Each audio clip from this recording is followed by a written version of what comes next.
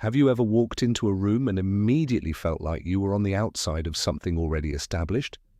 No one said you did not belong, no one excluded you directly.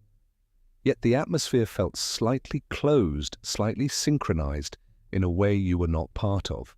The psychology of being the outsider rarely begins with rejection. It begins with cohesion you were not involved in building. Groups form through shared reinforcement, inside references, shared timing, micro-agreements that repeat often enough to create rhythm. That rhythm becomes identity, and identity creates boundaries. When you enter a group where cohesion already exists, your signal is compared against an internal template. Do you match their pace? Do you mirror their tone? Do you respond at the right moments? Even subtle misalignment is noticed. What you feel internally is heightened awareness. You monitor reactions more closely. You evaluate your own delivery. You become more deliberate, sometimes more cautious. That caution can make your presence feel slightly tentative. Tentative signals register. Groups tend to reward internal certainty. The person who appears least concerned about fitting in paradoxically appears more stable. The one who visibly adjusts to secure approval may unintentionally signal dependency. Often this dynamic is not hostile, it is structural. Cohesive systems preserve their rhythm. When someone new enters, the system evaluates whether their signal integrates smoothly or creates friction. Friction does not mean incompatibility, it means deviation from established patterns.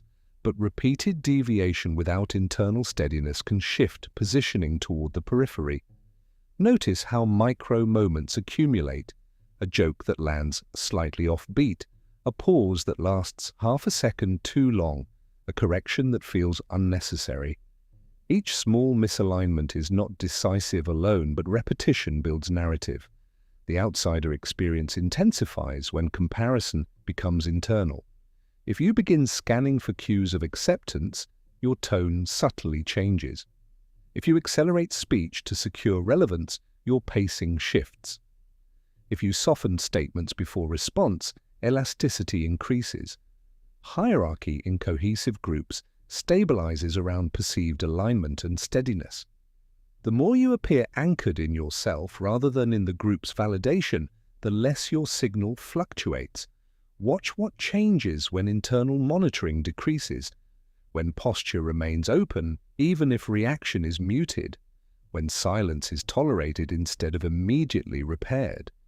Integration often occurs through visible stability rather than active pursuit. Being the outsider is not always about rejection. It is about entering an already calibrated system.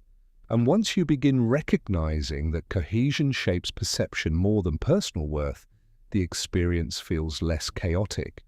The structure becomes visible,